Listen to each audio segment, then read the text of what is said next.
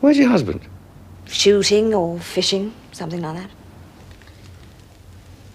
Your break. £5 a frame. £5? Well, you should have taken Malison's fee, shouldn't you? You's an old friend, and I don't shortchange old friends when I don't do the business for them, even if it is their fault. For someone as unprincipled as you, you do have remarkable principles. You have a remarkable ass.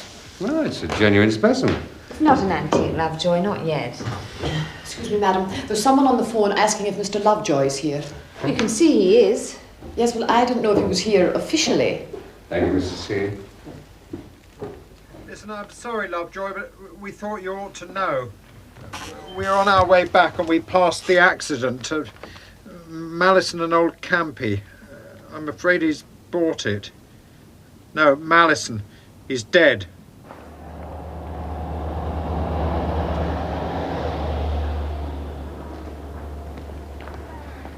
What are you doing here so late, then?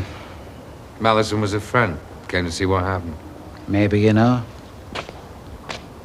Meaning what? You tell me, sunshine. Sergeant Bramley, if I didn't know you better, I would say you were talking to me like a suspect. You're a prime candidate, Lovejoy. The man was robbed of a valuable oil painting, and you are a bloke with dubious form, with more than a passing interest in valuable antiques, who, according to poor old Campy, just happened to be on the same stretch of quiet road. And I must warn you that anything you say will be taken down and contradicted flatly by my alibi. Don't play the smart ass. Well, don't rubbish my reputation, Colin, eh? I'm a little Ben. Are we all? All right, lad. Don't go for the throat. Murder's a hell of a lot of trouble to go to for a fake. The picture was a fake? Yeah. Oh, no one believed me. All up 10. Campy, did he see anything? Anybody? Just headlights and a car he couldn't identify. Then some hard-nose pulled him out of the jag and brained him against the door. Why? Oh, nothing, just curious. You know, for once I think you were wrong, Lovejoy. Wrong about what? The oil painting. Seems it was valuable after all.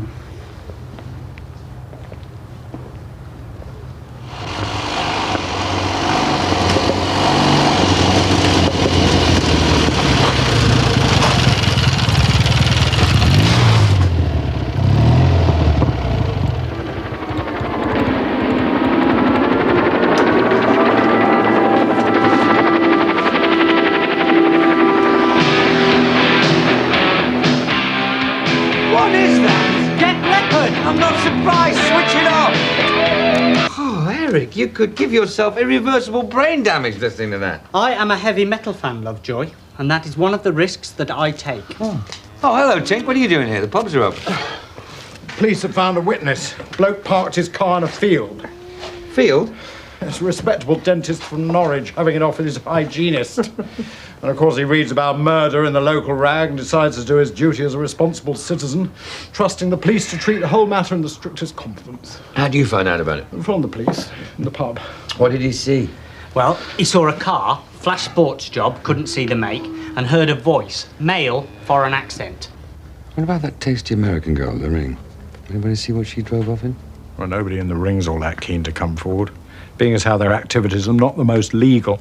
I know for a fact the police can't track her down. I doubt if they ever will. Am I speaking to Mr. Lovejoy? Lovejoy here. Yes, well, my name's Katerina Norman. Blonde, sleek, casually but immaculately dressed, blue eyes, cool expression, yet with a hint of a sensual smile. I vaguely recollect you. Your perception of women is obviously as sharp as your knowledge of antiques. I've less trouble with antiques. That's why I'm calling. Have I called at a bad time? Well, my beef bourguignon is in danger of overcooking, but I can always open another tin. What can I do for you?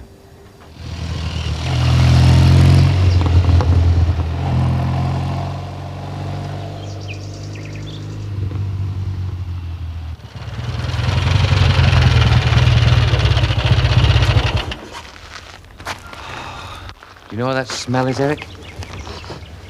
What? Money. Oh, yeah, well, I hope you're going to pay me for the petrol, Lovejoy. 40 miles that was, one way. Why don't you go and nose around the village? The old man's name is Pinder. Find out how long they've lived here, what their game is, that sort of thing. You use me, Lovejoy, you do.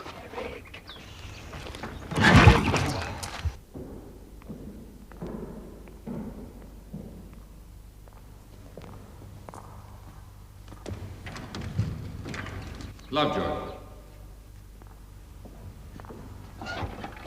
Mr. Lovejoy, this way, please. And thank you for being so punctual.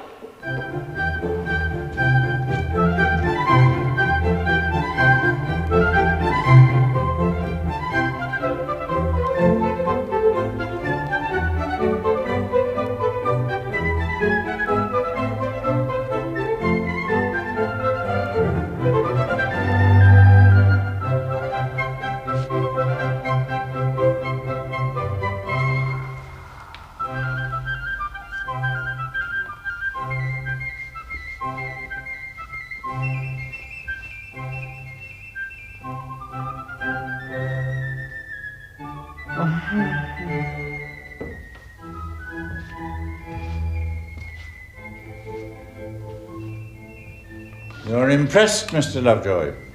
Oh, antiques are my drug. Just OD'd. Your response is very gratifying. Please. You seem to own a large chunk of the antique universe. I'm told it's a world you know a great deal about. My granddaughter drew my attention to your talents. I didn't know she knew me that well. We've had a day or two to do a little research. They call you a divvy? Comes from the word divining, as in water. And there really are such people who can detect antiques unaided. Yes. Over the years, does a person just acquire this advantage? One acquires knowledge, facts, experience. Divvy has a gift. How come you have this gift and you're so broke? I mean, you owe money to several dealers, you can't pay your daughter's school fees, and you rent your house. Did you major in research? There are many reasons for my fiscal state. None of them have anything to do with you. Indeed not, Mr. Lovejoy. Karina, sit down. Don't be offensive. Nevertheless, young man, I have a proposal which I imagine would appeal to a person in your position. Valuation? Auction? Bent? I beg your pardon. Illegal. Well, there is a certain clandestine aspect to the activities. A scam. An antique scam. Not an, the scam. What? It's Venice. What in Venice? Venice itself. That's great. How do we get it through customs? I am in the process of acquiring everything Venetian. What I can't get legally, I'll get in other ways. You can't steal Venice. It's fastened to the floor of that lagoon. Don't be daft. Don't be so damn rude. I'm serious, Mr. Lovejoy. I'll pay you now and handsomely for an hour of your time. For what? Listen and have lunch.